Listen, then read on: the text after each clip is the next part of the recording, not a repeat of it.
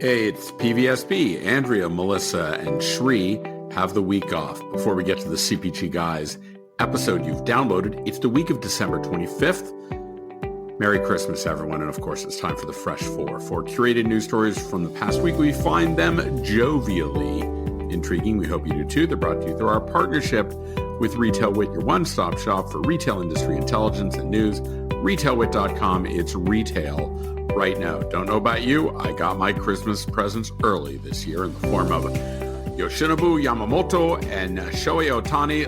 Let's play Dodger baseball. Unilever to sell portfolio that includes Q-tips and Noxzema.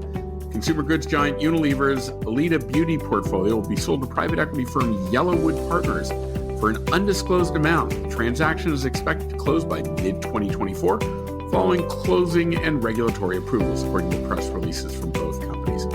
Unilever in 2021 carved out the Alita portfolio to include Q-tips, Chi-Chi Caress, Timote Impulse, Monsavon, Fizzin, Williams, Noxzema, Brill Cream VO5, Leader 2000, Badadas, and Mate brands. The next year it added Alberto Balsam Brut and the North American and Europe business of Pond's and St. Ives. This business generated some $873 million last year, Unilever said. Peacock's first exclusive NFL game will go commercial-free for a quarter. NBC Universal will air a commercial-free fourth quarter during an upcoming NFL broadcast, the first ever for the Pro Football League, and in a piece of the network's budding experiments with its Peacock streaming service. Instead of conventional ad breaks, the final stretch of the game between the Buffalo Bills and LA Chargers on Saturday, December 23rd, will focus on just three sponsors, Capital One, Hyundai, and Walmart. An announcement at the top of the quarter will acknowledge the brand for enabling the commercial-free experience, which is part of Peacock's first exclusive NFL game.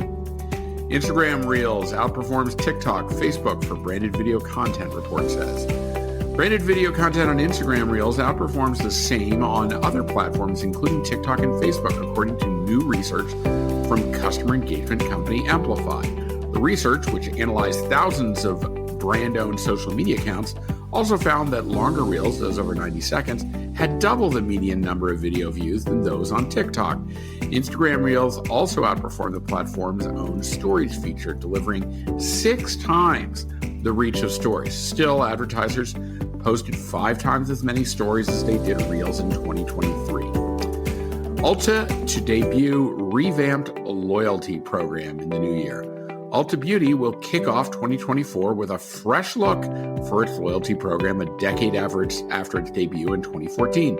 Beginning January 1st, the Ultimate Rewards loyalty program will become Ulta Beauty Rewards, and along with the new name will come enhanced benefits for the program's 42 million members. They're designed to, quote, foster deep connections with current members and attract new loyalists, unquote. Ulta will introduce a bold new identity integrated with educational touchpoints. In addition to the new name, look and feel, Ulta Beauty will bolster the awareness of the programs in stores, online, and social media, and across its other owned channels, with educational tips to help members accelerate their point earning and redemption across the retailer's robust slate of products and services. That's it for the Fresh Four. Now on to the CPG Guys episode that you've downloaded.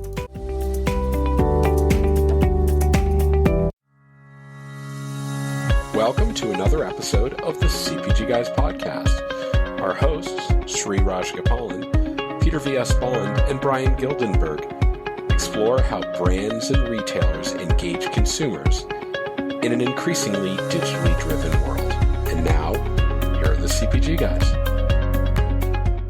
Hello and welcome to this CPG Guys podcast where we explore the omnichannel digital journey of brands and retailers.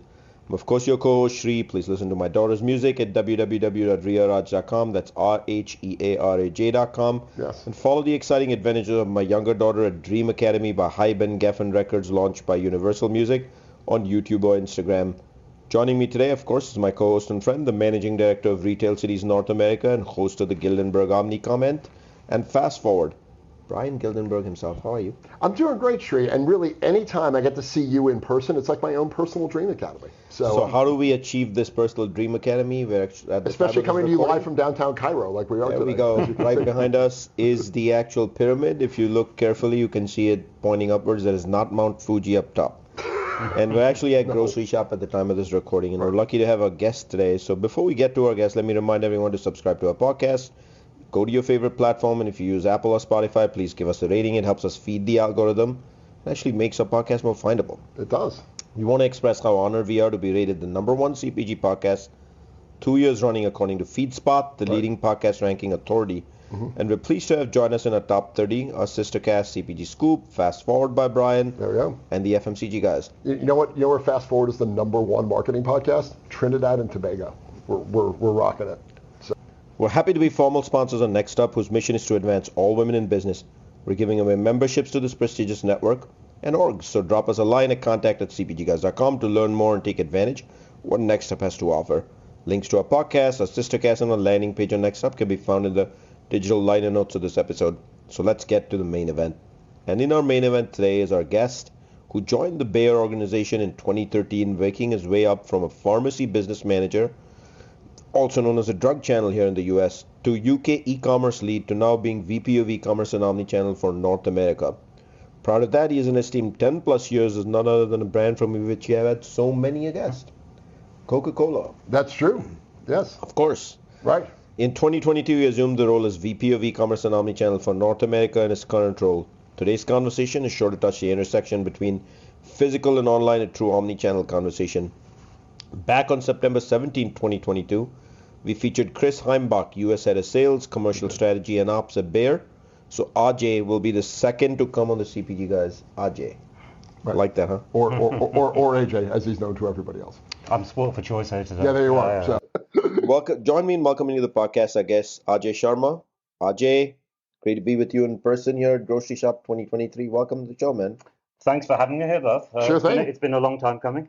Yeah, it has. It has. We've been stalking you for a while, so this is it's good to finally land such a celebrity. So there we go. Finally, we found the celebrity. Yes. You know, we say that in jest, but at the end of the day, Ajay, your role in this industry and what you're doing to shape it, coming from an esteemed brand like Coca-Cola and now Bayer, it's a big deal what you're doing for the industry. And one of the ways we give back is on this podcast is to share that knowledge.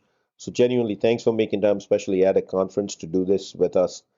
The digital liner of this episode will include links to your LinkedIn profile, Bayer's LinkedIn page for our listeners, and so that they can access it from their phones itself while they listen. So, but before we get to the questions I've prepared, can you take a second and tell us what your role is at Bayer?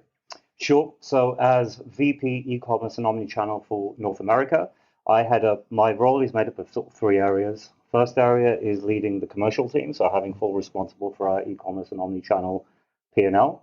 The second part of it is owning and leading the center of excellence, so everything from content and consumer experience.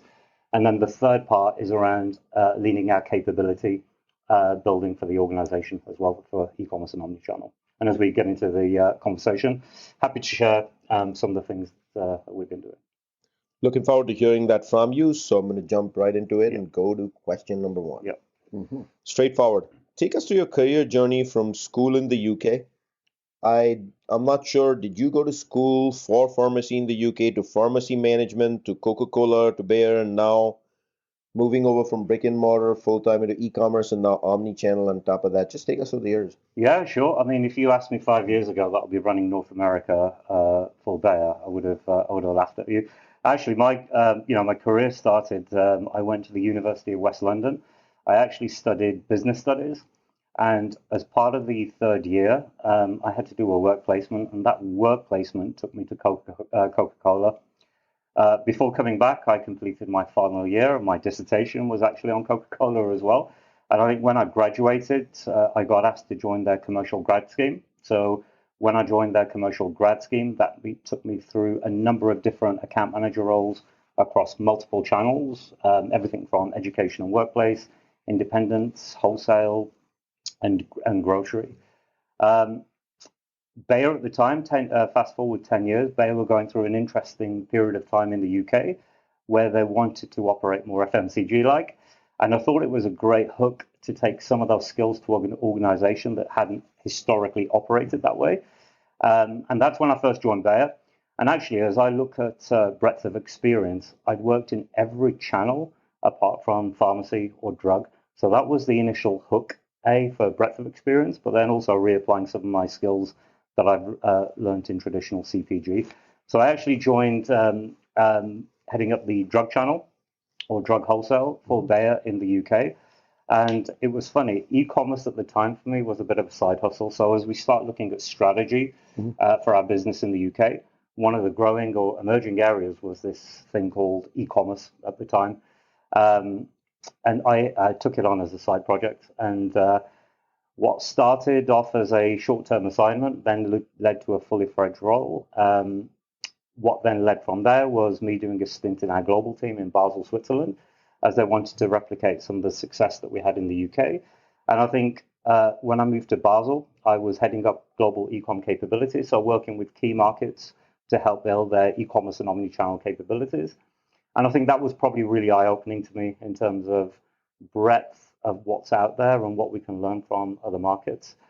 I then started working closely with the US market, which then led to this opportunity, and let's say the rest is history. But if I look at my e-commerce and omni-channel journey, the last 5 roles I've done within Bayer haven't existed. As e-commerce and omni-channel has grown, I've grown with it. Excellent. And let's spend a little bit of time now unpacking the phrase omni-channel and what that means to you in terms of, as you think about the ways in which omni-channel plans need to get developed and the work that needs to take place to get that developed. From your perspective, what are some of the best-in-class things that you've been able to do in order to be able to really start to bring the concept of omnichannel to actual life? I mean, you and I talked about this a lot over the years.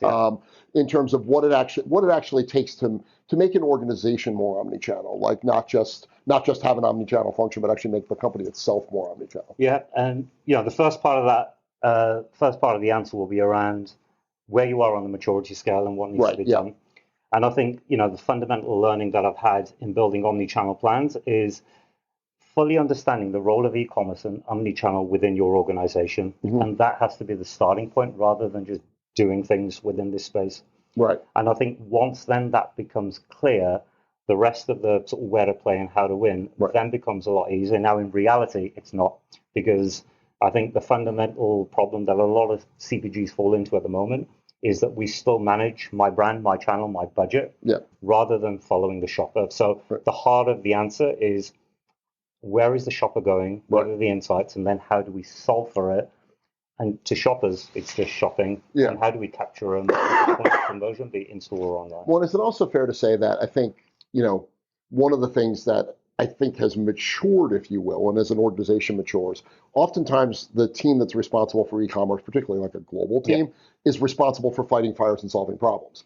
And there's a shift somewhere along the way in the maturity curve where omnichannel goes from a problem to an opportunity.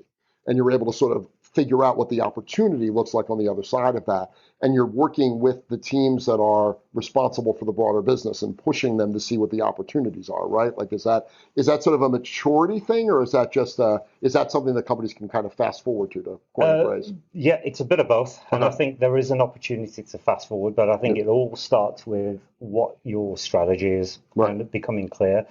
And again, one of the key learnings is be inspired, but don't try and replicate what others are doing. And I've fallen into that trap before as well, where you try and replicate strategies and structures, but it's very different to where other companies are versus the maturity curve that you're at. Is it time for me to say there's a 0.0% correlation between any specific structure and success in this industry? Correct. Good. Okay, I just did. So, the interesting thing that comes to mind is I've been at e-commerce at PepsiCo, both at Frito and Pepsi, Johnson. I mean, don't want to give you my resume here, but at fairly large brands multiple times before settling into a slightly different role now.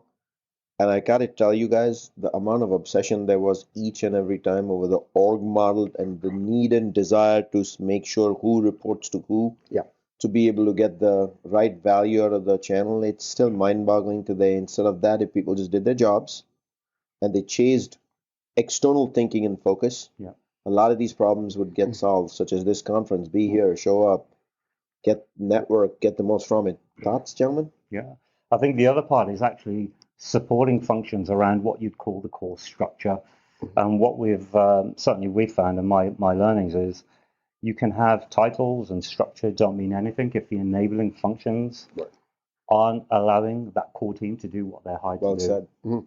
Yeah, well, I think that's true, and I think the other interesting piece is that so often what you're trying to solve for in structure is really usually workflow, and you don't need to solve structure to solve workflow. It's just people gravitate to structure issues because whatever. Easier? Consultants like to sell it, first of all, and secondly, because they make a lot of money, and secondly, people are opportunistic from a structure point of view, and that's unfortunately where you don't get the best side of everyone when you're having an org redesign conversation. The other interesting thing, which may or may not have been something we were talking about an hour ago, is the way resources flow in an organization becomes incredibly critical, right? Because unless you really work at it, no structure in the world is going to change the way money naturally flows in your company, right? So the metaphor, Sri, that I was using before is it's like the Colorado River gets to the Grand Canyon, right? Like you can't just take a couple of buckets of water, dump it to the right, and hope the river is going to go around the Grand Canyon. It's not going to do that. It's got thousands of years of evolutionary pattern that flow resources a certain way. Unless you really think about how the resources flow differently, no structure in the world is going to change anything because you're still going to make the same decisions. You're still going to put money in the same places. Yeah, and again, we were talking. A lot of it aligns from the starting point of the role of e-commerce and omnichannel within the organization, because once that's clear, sort of top down, and people buy into it, actually, in theory, resources should flow and ladder up back to those overall goals. I think the trap that some CPGs fall into is that we have overall arching business goals, and then there are individual goals that don't ladder up to anything. And that leads to a mismatch when it comes to call it digital investment. Well said. Individual goals that don't ladder up to anything. Mm-hmm. So I want to go to one particular area now, which is getting impacted by the org statements you both have made, and I chimed in on, which is our favorite word here on the CPG Guys, also known as retail media. Now, in that world, I would love your thinking on this. First of all, a lot of companies now are obsessing, and we need to get the org right. That person needs to sit in this org, otherwise it's not going to work. That's how budgeting works, blah, blah, blah. How do you approach retail media? Like, what's your suggestion? How do you secure budgets for it? And then how do you advise people on planning effectively and measuring? Yep, sure. I think there's lots to unpack within retail media, but when it comes to a bit of advice, certainly from my learnings, is firstly, I think once you follow the shopper and you're sort of clear on your priorities around the channels that you want to play in, and within that, the customers that will drive what you're trying to achieve, retail media comes as a natural flow as to where to convert and capture that shopper. And I think that's number one, where a lot of CPGs either don't pay enough attention or they rush into just playing it everywhere, is be very clear in terms of what you prioritize and what you want to go after, because your investment choices should then mirror those strategic choices. And a lot of times there's a disconnect because retail media, everybody's then trying to spread everything everywhere based on retailer demands. So number one is, those investment choices should mirror your strategic choices. The second part is, just because you do that, you need the agility to move and pivot where you need to, because some of these things won't work. And a lot of the time, we don't hold retail media fully enough to account in terms of conditionality and what we're getting back in return. And I think, the third area is, I don't think we're paying enough attention to future platforms as well. Right. So there's one element of day-to-day, which keeps the business going. And then the second part is around, well, where do we need to win in the future and how do we build that equity? So a good example would be, social. Yep. So, 71% of Gen Z shoppers are now using TikTok as their primary mode of search. Shout out to our Fresh 4 co-host, Andrea Lay, for that factoid. How do we understand those algorithms? How are we approaching that channel when it comes to retail media, when we're sort of forward-looking as well? So, but be serious, guys. Yeah. How many brands understand that TikTok is a medium of search? I would say very few. I lost a bet on it last week, so I always say but decompose. How did you lose the bet? Well, as in there are more brands than you thought, or it's a net I was part of that conversation. Basically, I made the mistake of disagreeing with Andrea, which is almost always a way to lose. That's how you lost the bet. Yeah, I disagreed with Andrea. I was wrong. But you feel many brands do get it? No, I don't think there's. I mean, I asked you earlier. It's like, and I don't think there are 150 people in the consumer packaged goods world that understand how TikTok search algorithm works. So I just, because I don't know, and certainly how to influence content to reward that search algorithm in any meaningful way. I don't think anybody in a big company's got any. This is like Instagram 5 years ago, right? Like before Meta figured out it was just easier to sell it than to have people actually earn it and win it. But for now, you can't buy TikTok, really. I mean, you have to actually legitimately earn the algorithm's respect and earn attention on the platform. I don't think anybody's got their head around this at a big company level. This feels like one of the ways where small companies are really kicking the butts of big ones, to me. Yeah. What do you think? Yeah, I mean, look, a lot of people don't understand it, and this is where how do you move past vanity projects to the role that social can play, within your overall strategy, and that will vary from category to category. So even for us, where we have a number of different categories that we play in, from nutritionals to pain to allergy, each one of these omni-channel platforms will have a different role to play. So how do you get to the bottom of what role does social really have to play within your overall plan, and then you activate accordingly rather than just activating social. Well, this gets into an interesting question now around measures, right? Because so often the opportunity is, or the gap sometimes is, so if I don't know how to measure it, I can't do it. And it's like, so we shouldn't do it if we can't measure it. It's like, well, that's not usually the actual real life way to solve the problem. Like, if something's important, do it and then learn how to measure it.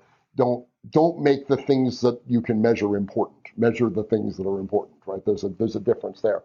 But from your point of view, I know that there's a lot of measures right now when you think about commerce in terms of digital shelf and content and search and all that stuff. And I guess my question would be from a metrics point of view, that stuff's all like important to the day-to-day, right? But how else are you thinking about what measures of success are, and how many measures of success should you give a commerce team? Should you give them, if you want 100 different outcomes, should you measure 100 different things? How should you think? So my view on metrics are fairly simple, actually. It's certainly for me, I found that depending on the audience and what you're trying to achieve, simple is sometimes better in order to force action. So consistent metrics across different functional groups is something that a lot of CPG should do. And I found success in this both at Coke, but also at Bayer as well. Let me give you an example. If you think, e-commerce is no longer a sales or a commercial or a brand, it's a mix of everything. You cannot win if everybody is not on board. So how do we make sure we have the right simple KPIs where everybody's measured on the same thing across 3 to 4 functional areas? And I would look at it in 3 areas. First one is a digital shelf metric, which is all the actions that you take to improve the digital shelf. Given that we're in Vegas, table stakes seems like an appropriate phrase. Table stakes. Hey, look at this. You got poker chips? Look at us. Yes. Yeah. No, I've got some in my bag. So we're in Cairo, remember? Of course, yes. Good casinos in Cairo. So digital shelf metric, and if you get your digital shelf metrics right, they've got to be a commercial metric, but then there's also got to be an external share metric. And I think if you can limit and simplify to at least those 3 metrics that are consistent to our brand and commercial functions, that will help drive the action, but also keep us consistent in what we're trying to measure back up to omnichannel. Now, within that, let me start to unpick this a little bit. We talk about enabling functions. Supply chain will have their own KPIs. Commercial strategy will have their own sort of KPIs, but they have to ladder back up to those 3 metrics. Because if we're not laddering back up to those 3 metrics, we can't be going off in different directions. Well, and I think too, to tie back to a remark you made earlier about organizational maturity curves, right? I think that there's an argument for getting a little bit more granular about what you measure from an inputs point of view for an organization that doesn't have the same level of commerce maturity. But once you know that the inputs are going to happen, when you measure the outcomes and the outputs, you let teams make decisions, and that really enhances speed. Yeah. Fair statement? Yes, it is. And show rather than tell, because the fewer KPIs you have, it's easier to influence by showing rather than e-commerce and omnichannel by PowerPoint. Yeah, and you've seen some companies that are excellent in e-commerce, including one we were talking to last week, that almost make a point of telling the teams, no, measure at a higher level. Yeah. Don't disempower the team by measuring too granularly. Let the team decide how to get to that outcome because they are confident the team knows how to do that. There are situations where you might not be able to do that in a different organization because your team wouldn't know how to get to the outcome. Yeah. So you got to measure some inputs a little bit. And this is almost like that. We're having this conversation about true empowerment and promoting sort of let them be the decision makers. It's actually allowing them to make the decisions and run with it. And I think that varies based on where you are, again, on the maturity curve. Right. But again, look, just to give everyone confidence as well, I've been at the other side or the entry level as well.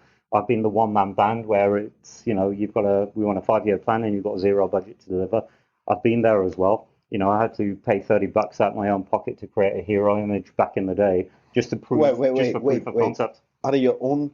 Yeah. Proof of concept where it was like, what is this thing? I worked with a company to create a hero image just for proof of concept. Right. Did it myself. Yeah. Put it out there. Well, hopefully those days are long gone. Those days are long gone. But again, I've been on the other side of it where it's like, what is this? Well, so much of that hero imagery work came out of the UK, and it was just that one dude at Unilever, Oliver Bradley, who just was doing this as a hobby, right? And built like a whole litany of intelligence around hero images, just like because it was something. He will never know, or maybe he does. Yes. But the industry owes him. Oh yeah. For making digital content images for PDP. Yeah. As profound as they are today. Oh yeah, no, I know. He's one of the one of those weird baseball analysts that discovered that you should try to hit home runs all the time. Look, and I go back 10 years. It's funny enough you mentioned Ollie Bradley. He actually helped create that image with me. Yeah, sure, yeah. That's what I figured. So, and you had to pay him $30. Not him. Not him. Don't worry. He helped me co-create it. I'll pay this agency. I was going to send him a note today. Ask for $30 back. 30 pounds, not bucks. Right. Yeah. But I do have a measurement question before we move on here, which is companies still measure e-commerce numbers, which is primarily your pure play numbers, and they judge success based on that. Does that feel right? So purely measuring on numbers will not give you a Sales view number. of what will in isolation will not give you a complete picture. I think it's an internal metric. That's why I think when it comes to metrics, there's got to be some view of how you then benchmark versus the competition or what you're actually measuring against. Mm-hmm. That's why a commercial number in isolation, for me, it's a good internal number. But if you're up 50% year on year, you could still be behind the competition. So that's why I think, when we look at those three simple metrics, you've got to balance off the internal with an external metric. Mm-hmm. A, it could be a reality check. Yeah.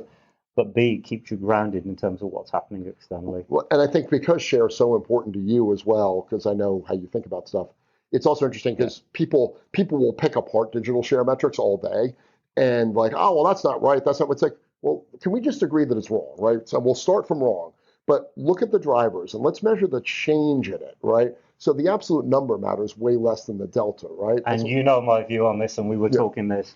Use those digital shelf metrics. Don't get caught up in the detail. Use it as a directional measure. Otherwise, you could argue about the quality of data. It's there to tell you that it's either good or it's not good enough. And that should be the starting point for those conversations. Measure the direction, not the absolute. Yeah. Correct. Yeah. So let me remind our audience that I'm speaking with Ajay Sharma from the Bayer Company. Technology and terminology alert right here. Buzzword of the day. Artificial intelligence.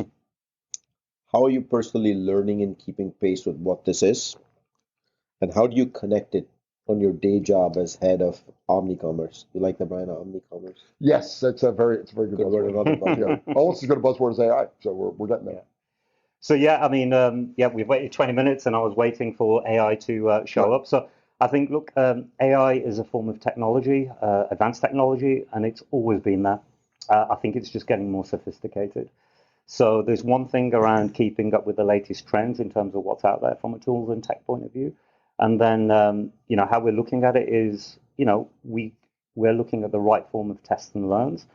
But more importantly, how I'm thinking about it is what role can it actually play to help automate, make things faster, and drive efficiencies across the organization. And those efficiencies could come across and manifest themselves in a number of different ways.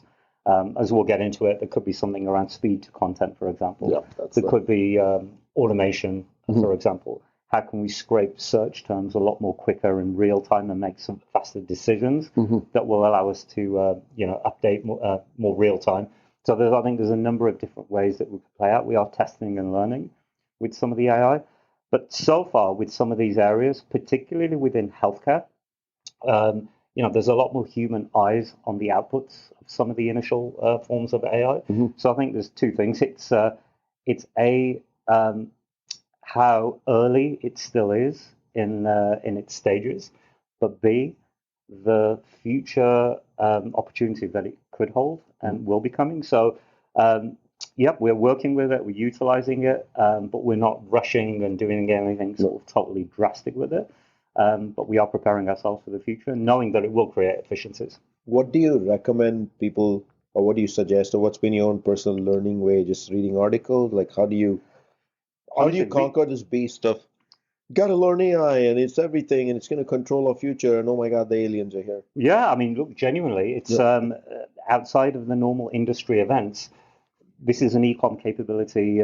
Fact, in general, is you have to part self-learn some of these things, and then you have to part build capability around more formal training for your organization as well. Now we're very fortunate. We have an analytics and insights function.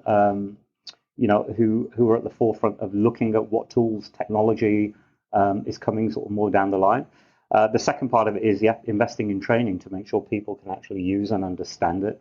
So again, having AI is one thing, understanding it and how to use it is another. And this will come onto when we talk capability as well later on. Well, and this also builds into the next question, which is that basically if you're trying to feed AI, you need to feed it with data, right? So there's a lot of data in the world, and this will come as a surprise to everybody. But you've got a bunch of different data sets now that are important in an omnichannel world. You've got your pre-existing commercial data that comes from the retailers. You've got consumer and shopper data that's coming from a variety of places. You've got retail media performance numbers that are coming in. You've got digital shelf data. How do you sort through all that? Like, what are some of the decisions that you think an organization needs to make around data? What are the things, and then how do you really put it to work for you in a high impact way? So hopefully you've seen a theme just around sort of broad strategy and everything laddering back up. Data is no different, because I think once you're clear on what you need to achieve, you can then start to pinpoint what you currently have and what gaps that you have from a process point of view, but then also from a data point of view. Across those different areas, from a shopper insights, brand, digital shelf, commercial share, for example, each one will require different data inputs. I think the trick is less about the individual pieces of data. It's knowing what to do with them and how do you stitch those together to give you a longer term output to help you make the right strategic and executional choices. And that's the disconnect that I see within CPG, is that data exists and pieces of it exists. We don't know what to do with it all the time. And this is where, again, the metrics come back in, because overall strategy, overall plan, what are you trying to measure? And then have you got the right inputs to measure the outputs? And that connectivity piece is so important too, because so many companies are going out and hiring data scientists because they're told they're supposed to. Data scientists are like chefs, right? But if you don't have food, hiring 6 chefs doesn't make the restaurant better, right? Correct, Yeah, so, and the skill sets around engineering data, cleaning it, managing it, the kind of the grungy work of the data world, like the work that what data engineers do.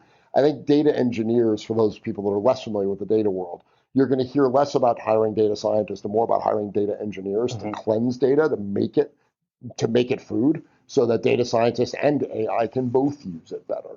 So, and that's where the connectivity piece comes in. Right? Correct, and agree with that. And I think when we talk about laddering back up, it all comes back to that uniformed or a unified source of truth as well, that the organization's measuring omnichannel on. And you can manufacture numbers to give you a story by function if you want, but how do we really push down, there is one source of truth that we're measuring against that we use collectively as an organization. So the one thing about data that it's not a worry, but on occasion I get concerned by the proliferation of how much data we have and how many data sources we have. Majority of decisions for most brands are either based on their syndicated data platform, that could be Circana or NIQ, depending upon who the provider is and what the brands have selected. That's how the company's bigger picture decisions are made. Goal setting is done. They have about 60-70% coverage of everything that the company sells, but that's how the decisions are made. But then you have goal setting is made. Then you have 1P data that's coming in many forms these days, which is allowing marketing plans, at least an input into marketing plans. It's not syndicated. Then you have retail data that's coming along, not just with retail media, but as a whole separate ecosystem. I mean, this list is pretty long and I can go on and on and on. What do you recommend to those in that space that are in data and analytics to manage all these data sets? Like, is there one is better than the other? You got to be an expert at everything. And then who takes on this crazy task of clean rooms and bringing, now I finally know clean rooms is not about bleach. So how do you bring all this stuff together and do it? I mean, is this something the industry's conquered? It's something where I think some CPGs are doing better than others, but I don't think anyone's fully conquered it quite yet, in my opinion. So I think, look, from a data point of view, I think part of it is, again, I think depending on the metrics that you choose to measure, you can make them as complicated or as simplified as you want. But having the right data sources to give you that output is going to be the starting point of identifying the role a Nielsen, a Circana, a digital shelf provider, a share metric provider would actually play within that. And I think a lot of, again, CPGs, from my experience, they want a bit of everything. And problem is we get too confused in the data that can be manipulated in very different ways.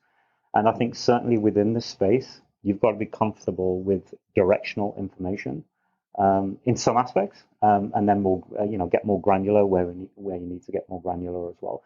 But again, a lot of it for me comes down to, have you got the right omni-channel capabilities from a data point of view that the data scientists, engineers know what to do with it, and that's what we rely, insights and digital team to actually do, which is by the time it gets to us, it's not about questioning the data. We trust the data to then make those strategic and executional choices on. So I'm going to jump from there into data as a segue into talent. Yes. Yeah. I'm still a little not 100% convinced that talent exists to mine all that data. We've had another buzzword alert: data scientist. Right? I can claim I'm a data scientist because I've worked for IRI for a good 5+ years and did a lot of data deep digging in platforms that aren't as easy and sophisticated as they are today. But that leads me to talent. Does talent truly exist that's omnichannel in the CPG industry? And what virtues are required to be successful as an omnichannelist, if there was such a word? For example, my pick is, I feel curiosity is the number one topic. Without that, good luck. I'd love to learn. And Brian, I'd love for you to chime in after that as well. Sure. Talent, virtues in this space. What matters, what doesn't? Yeah, I mean, there's a lot to unpack within talent, but let's start with... You personally have come from pharmacy, Coca-Cola, brick and mortar, eCommerce, now omnichannel, now leadership. So I think a good way to start this conversation will be mindset over skill set. And I think, those skills around curiosity and transferable skills, do not undervalue the skills that you have currently built within sort of CPG and breadth of experience, because this space is moving at such a pace that, any experience or knowledge that you might have had a year ago is already out of date. The skill set is something that can be learned, which is number one, mindset over skill set. I think the second part when it comes to talent is there's two ways, certainly, how I think about building talent. Again, once you know all your strategies and the role omnichannel has to play, yes, there's a balance of bringing in the right external expertise where you have very specific gaps to help kickstart the engine. But CPGs will only win if they develop their organizational talent and invest in capability building. And there's two parts of capability I look at it. There's infrastructure capability, and then for the purpose of this conversation, there's skill capability. And that goes across our commercial teams, our brand teams, our supply chains, our legal teams, our finance teams. So my advice is, don't think just sales and marketing when it comes to omnichannel. You have to unpack it and identify the roles those enabling functions have to play within your overall plan, and have a coordinated strategy in terms of how you're going to build that. And again, it's no different to the 70-20-10 of, on the job development, formal classroom, and then some form of mentoring. But if you don't tackle it, if you don't address it, if you don't plan for it, you end up in this no man's land view of where you will participate, but you will never win. And we've built that up over the last sort of couple of years. That's allowed us to give us a good platform for talent as well. If I look at my organization, everyone across those three areas of my organization, I want in other parts of the business as the next rotation, and I want other people. So the thing that intrigues me is, and Brian, I'll toss this to you, and Ajay, I'll ask for you to chime in after Brian.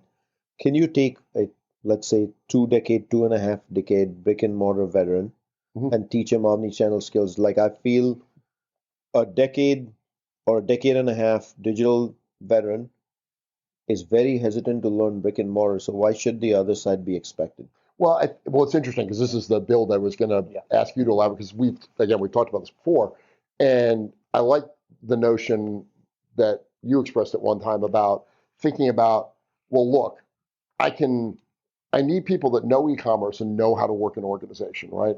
If they've got one of those skills, I can teach them the other. I can't teach them both, right? So the person's got to bring something to the table, right? So I do think, and Shri, this is a sort of a pet thing of mine. I think that, yes, I think there are more people that grew up brick and mortar that need to understand the digital world. Sure, yeah, of course.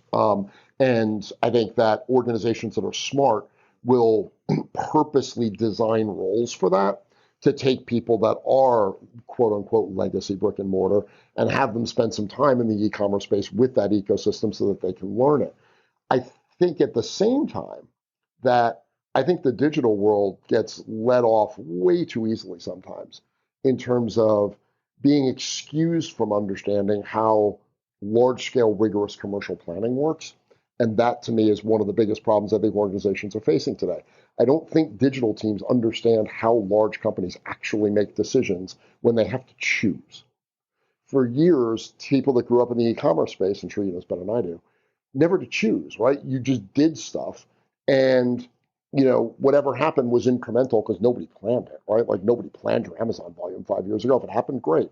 It's the analogy I use. It's like when your 7-year-old draws a stick figure picture of the family, and it's like, oh, awesome, new incremental art. I can hang it on the refrigerator, and it's adorable.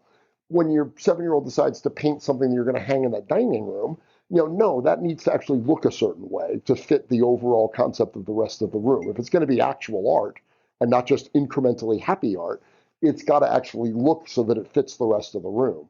And I don't think digital teams, by and large, have embraced the responsibility that comes with the decision rights that they've been given as their businesses have gotten much bigger and much more incremental.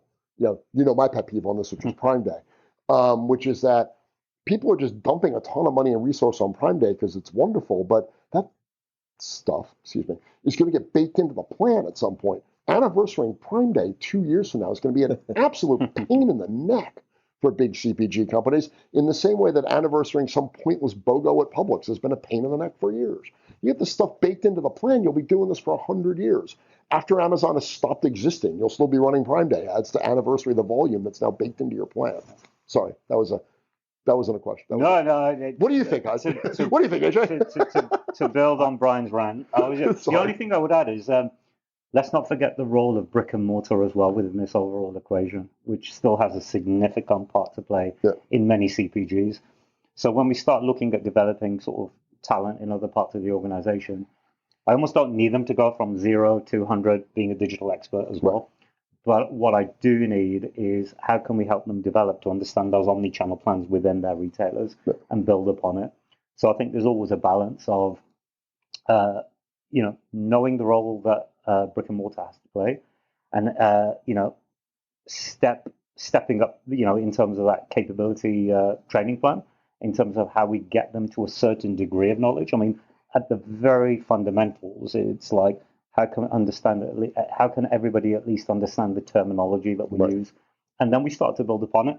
And ultimately, CPGs will have to do a competency assessment in terms of, it's a big question, but is your talent good enough, depending on where you want to go? But would you agree that the reverse should be true as well? Those that are digital experts, they need to learn the brick and mortar world. 100%. Are they coachable? 100%. Are they coachable? I think, yes. It looks, again, from my opinion, they are. And I'll tell you a reason why. Because if you think about how, let's take the likes of Amazon have evolved. In Amazon, you've got to know commercial, you've got to know financial, you've got to know brand, you've got to know supply chain. It actually gives them a very good introduction level to the broader parts of the business. If we're really going to win in omnichannel, I want, people in my team to actually be in other parts of the organization, A, to learn those areas, but B, they then become the enabling functions that will enable the next wave of, call it, the Amazon team to go and deliver. And I think if you cycle that longer enough, that becomes your 70% of my 70-20-10 of on-the-job development. But this doesn't happen overnight. And this is where, again, the role of omnichannel within your organization and how leadership perceive it and what they actually do with it. Well, and I think, too, that one of the things that I've worked with clients a lot on in my world is trying to help them understand the difference between decisions and choices. So I think that level of experience that you get, like in an Amazon world where you work across the different functions, I think that teaches you how those functions make decisions. I think where I see digital teams being weak is not about how your company makes decisions, but how they make choices. Decisions are go, no go in a tactical situation. Choices are about where resources are going to flow. And I can only do so many things because I only have so much money and so much bandwidth.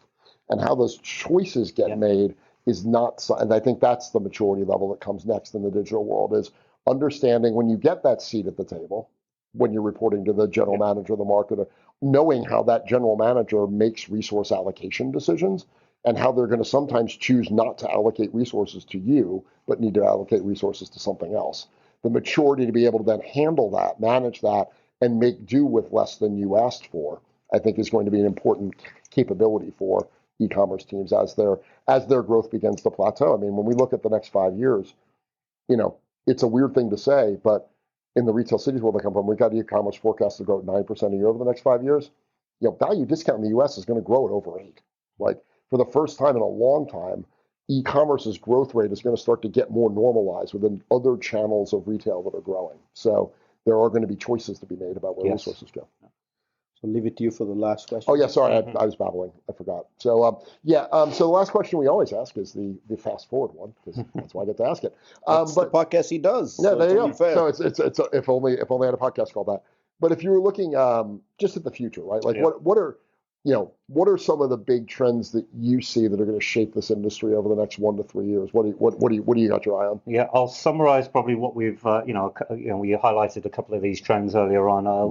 AI obviously is one of them, and I think it's more about the rise of AI and knowing the role that it can play and how companies adapt it to drive efficiencies.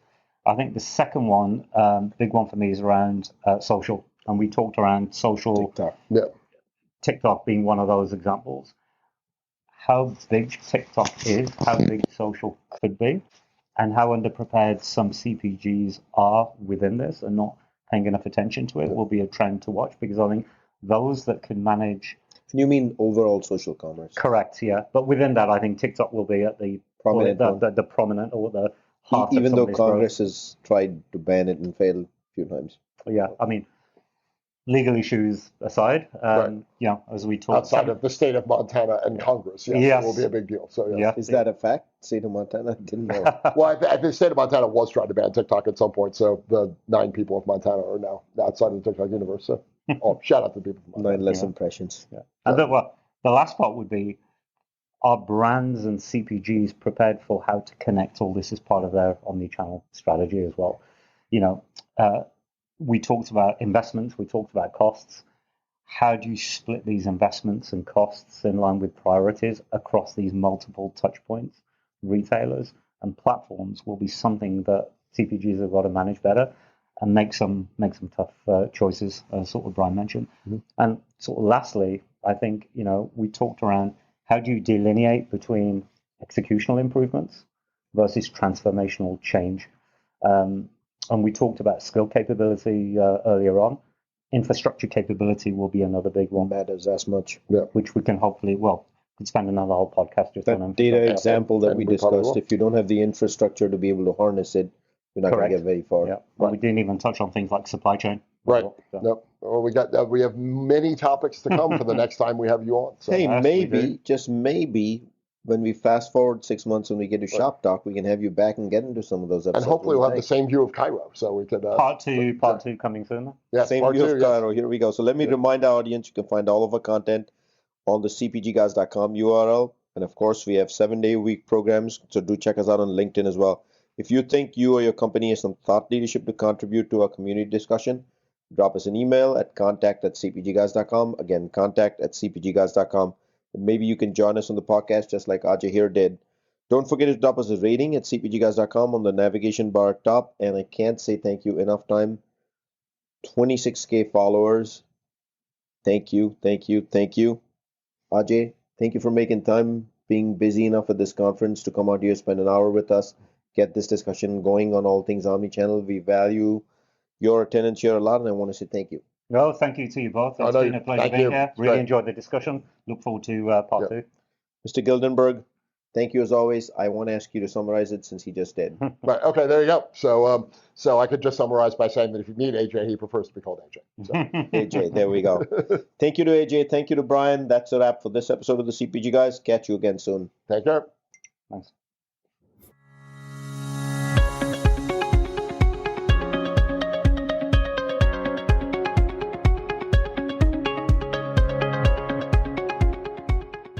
The content in this podcast episode is provided for general informational purposes only. By listening to our episode, you understand that no information contained in this episode should be construed as advice from CPG Guys LLC or the individual author, hosts, or guests, nor is it intended to be a substitute for research on any subject matter. Reference to any specific product or entity does not constitute an endorsement or recommendation by CPG Guys LLC. The views expressed by guests are their own, and their appearance on the program does not imply an endorsement of them or any entity they represent. The views expressed by CPG Guys LLC do not represent the views of their employers or the entity they represent. CPG Guys LLC expressly disclaims any and all liability or responsibility for any direct, indirect, incidental, special, consequential, or other damages arising out of any individual's use of, reference to, or inability to use this podcast or the information we present in this podcast.